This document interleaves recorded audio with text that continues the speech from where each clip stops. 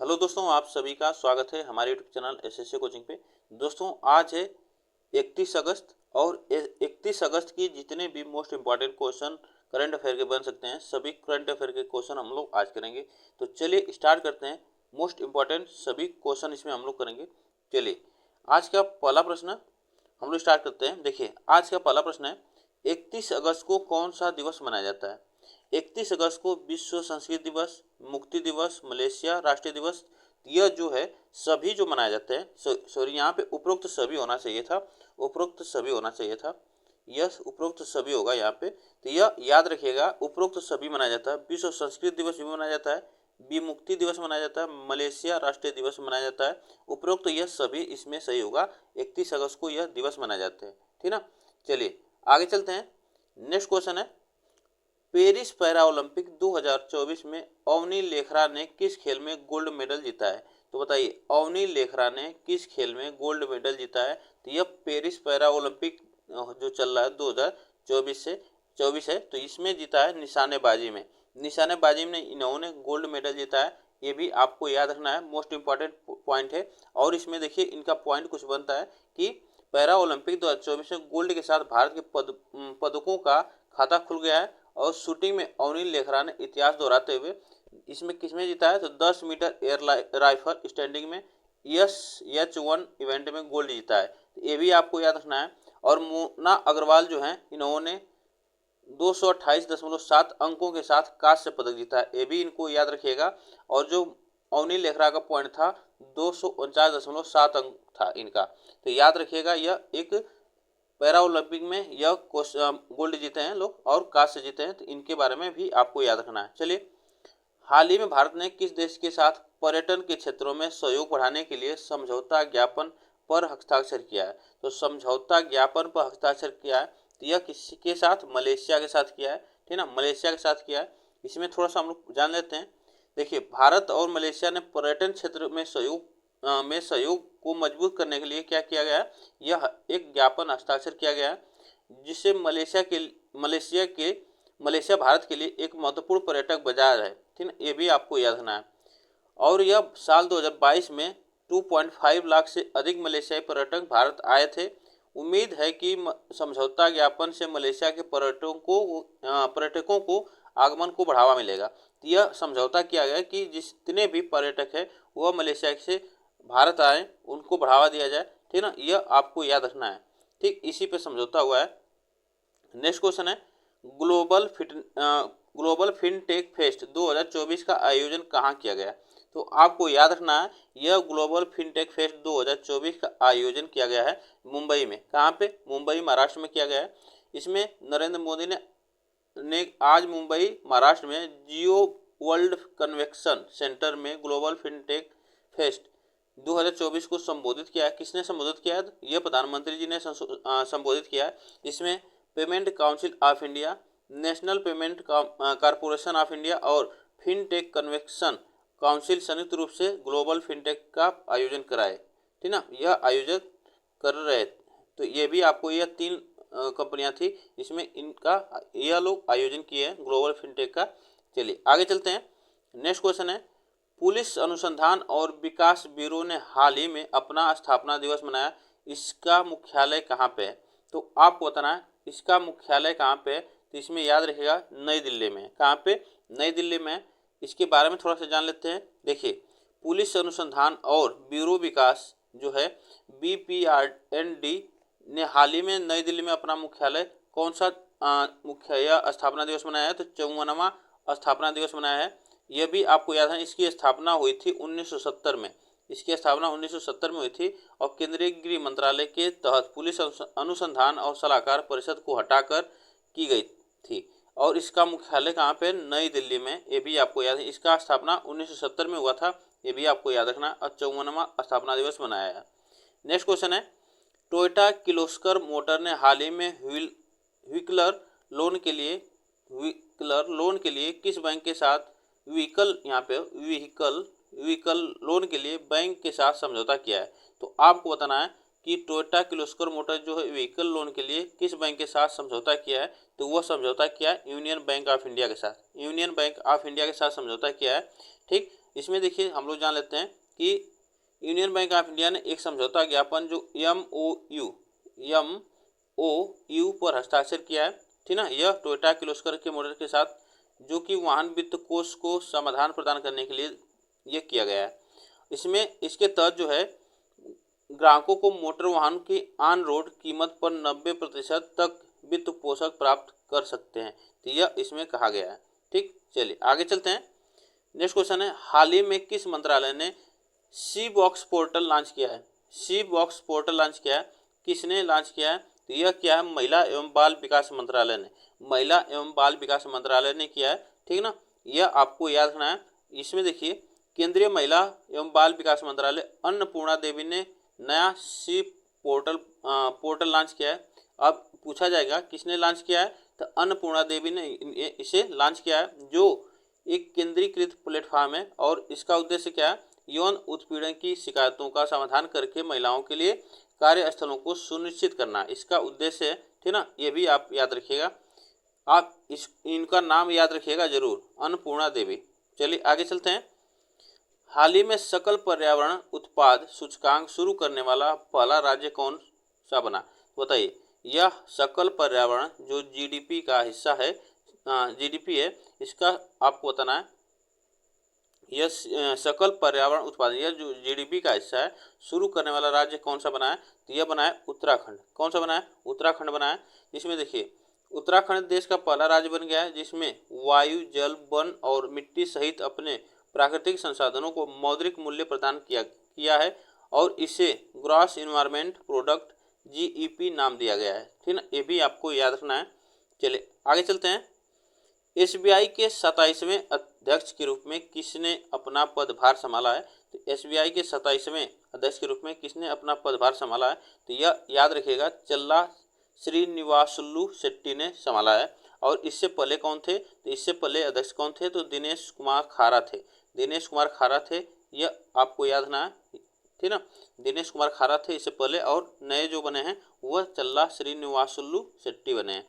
Next question है, Goa shipyard limited GSL ने भारत का पहला प्रदूषण नियंत्रण पोत लॉन्च किया है, इसका नाम क्या है? तो इसका नाम जो है यह आपको याद रखना है, गोवा शिपयार्ड लिमिटेड, इसका नाम है समुद्र प्रताप इसका नाम है, ठीक। नेक्स्ट आगे चलते हैं। 28 अगस्त 2024 को केंद्रीय औद्योगिकी सुरक्षा बल CISF का महानिदेशक किसे नियुक्त किया है? तो आपको बताना है, यह है राजविंदर सिंह भट्टी, जो कि IPS को 30 सितंबर 2025 तक केंद्रीय औद्योगिक सुरक्षा बल जो CISF के महानिदेशक के रूप में नियुक्त किया गया है। तो यह क्या है? IPS थे, अब इन्हें 30 सितंबर 2025 तक इन्हें क्या बनाया गया? तो CISF के महानिदेशक बनाया गया है, ठीक ना। ये भी आपको याद है, तो राजविंदर सिंह भट्टी। नेक्स्ट क्वेश्चन है, देखिए 28 अगस्त 2024 को सीमा सुरक्षा बल BSF का महानिदेशक किसे नियुक्त किया गया है? तो आपको बताना है BSF का महानिदेशक किसे नियुक्त किया गया है? तो वह है दलजीत सिंह चौधरी। दलजीत सिंह चौधरी को नियुक्त किया गया है। ये भी क्या है? IPS है, ठीक ना। और इन्हें 30 नवंबर 2025 तक सीमा सुरक्षा बल के महानिदेशक के रूप में नियुक्त किया गया है, ठीक। नेक्स्ट क्वेश्चन है, हुरून इंडिया रिच लिस्ट 2024 के अनुसार भारत के सबसे अमीर व्यक्ति के रूप में किसे स्थान दिया गया है? तो हुरून इंडिया रिच लिस्ट में आपको याद रखना है किसे बनाया गया है? तो यह है गौतम अडानी, ठीक ना। गौतम अडानी जो भारत के सबसे अमीर व्यक्ति के रूप में, जिन्होंने मुकेश अंबानी को पछाड़कर शीर्ष स्थान हासिल किया है। उनकी संपत्ति 95% बढ़कर लगभग 11.6 लाख करोड़ रुपए हो गई है, ठीक। चलिए आगे चलते हैं। दूसरी अरिहंत श्रेणी पनडुब्बी का क्या नाम है जिसे 29 अगस्त 2024 को भारतीय नौसेना में शामिल किया गया है? तो यह आपको बताना है, यह शामिल किया गया है तो उसका नाम है INS अरिघाट। INS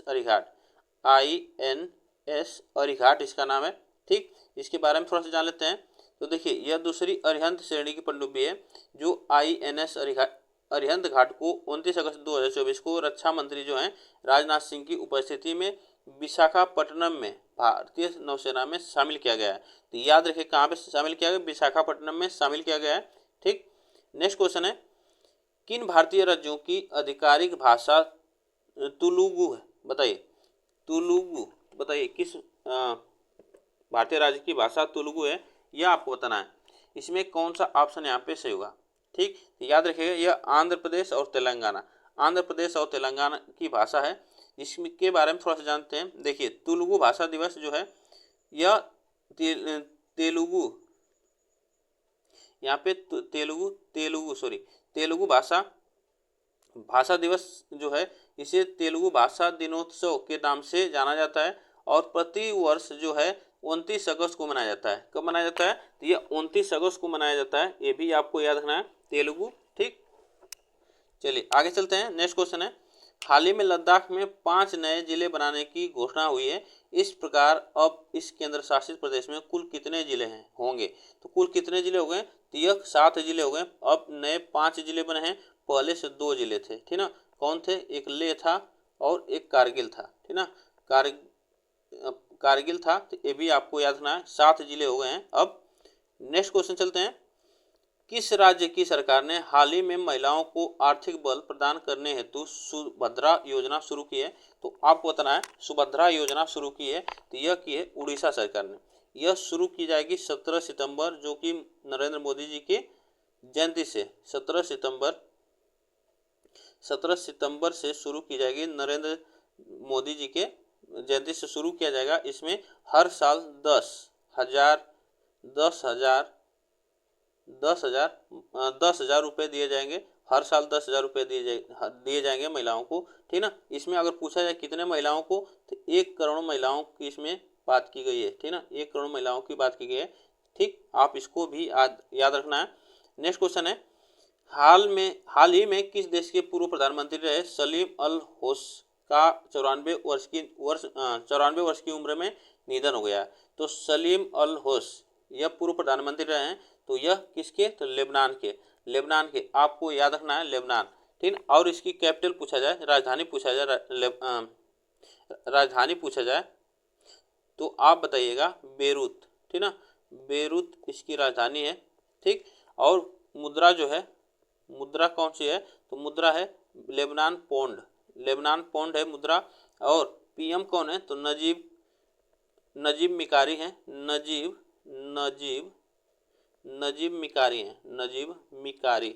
मिकारी इसके पीएम है लेबनान के। तो आपको याद रखना है ऑप्शन यहाँ पे ये सही होगा।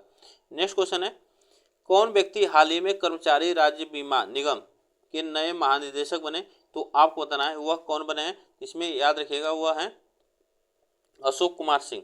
कौन है, अशोक कुमार सिंह, जो कि कर्मचारी राज्य बीमा निगम के नए महानिदेशक के रूप में इन्हें चुना गया है। नेक्स्ट चलते हैं आगे, भारत ने किस देश के साथ bilateral non binding security of the supply arrangement जो है पर हस्ताक्षर किया है, तो आपको बताना है सोसा, इस पे हस्ताक्षर किया है किस देश के साथ, तो इसमें याद रखिएगा वह देश है संयुक्त राज्य अमेरिका। ठीक है, संयुक्त राज्य अमेरिका के साथ यह समझौता हुआ है। नेक्स्ट क्वेश्चन चलते हैं, केंद्रीय मंत्री सर्बानंद सोनोवाल ने हाल ही में किस पोर्टल पर परियोजना का उद्घाटन और स्किलिंग प्रोग्राम की शुरुआत की है, तो बताइए इसमें कौन सा ऑप्शन यहाँ पे सही होगा। तो इसमें याद रखिएगा वह है जवाहरलाल नेहरू पोर्टल। ठीक ना, जवाहरलाल नेहरू पोर्टल है, इसकी शुरुआत की गई है किसके द्वारा, तो सर्बानंद सोनोवाल द्वारा। ठीक ना, केंद्रीय मंत्री हैं। नेक्स्ट क्वेश्चन है, किस हवाई अड्डे, यहाँ पे थोड़ा सा यह बड़ा है क्वेश्चन, किस हवाई अड्डे को लगातार तीसरी बार भारत यात्रा पुरस्कार में सर्वश्रेष्ठ हवाई अड्डा के रूप में मान्यता मिली है, तो बताइए यह मान्यता मिली है, तो याद रखिएगा वह राजीव गांधी अंतर्राष्ट्रीय हवाई अड्डा को मिला है। नेक्स्ट क्वेश्चन है, किस हवाई अड्डे ने नेट जीरो कार्बन उत्सर्जन हवाई अड्डा का दर्जा प्राप्त किया है, तो नेट जीरो कार्बन उत्सर्जन हवाई अड्डा का दर्जा प्राप्त किया है, तो यह है कौन सा, इंदिरा गांधी अंतर्राष्ट्रीय हवाई अड्डा, जो कि दिल्ली में है। ठीक ना, दिल्ली में है। नेक्स्ट आगे चलते हैं, भारत और किस देश ने वरुणा नदी को पुनर्जीवित करने के लिए पर्यावरणीय राजनीतिक साझेदारी के तहत smart laboratory on clean reverse launch किया है, तो यह आपको याद रखना है वह डेनमार्क के साथ। ठीक ना, डेनमार्क के साथ यह वरुणा नदी को पर्यावरणीय रणनीति साझेदारी के साथ इसे साफ करने के लिए पुनर्जीवित करने के लिए डेनमार्क के साथ यह समझौता हुआ है। ठीक, इस पर काम किया जा रहा है। तो आप इतनी बातें याद रखना। और यह इतने प्रश्न हम लोग आज करेंगे। आप लोग को यह प्रश्न कैसे लगे कमेंट बॉक्स में जरूर बताइएगा। वीडियो को एक बार लाइक शेयर जरूर कर दिएगा, चैनल को सब्सक्राइब जरूर करके जाइएगा। फिर मिलेंगे नेक्स्ट टॉपिक के साथ, तब तक के लिए थैंक यू सो मच आप सभी को।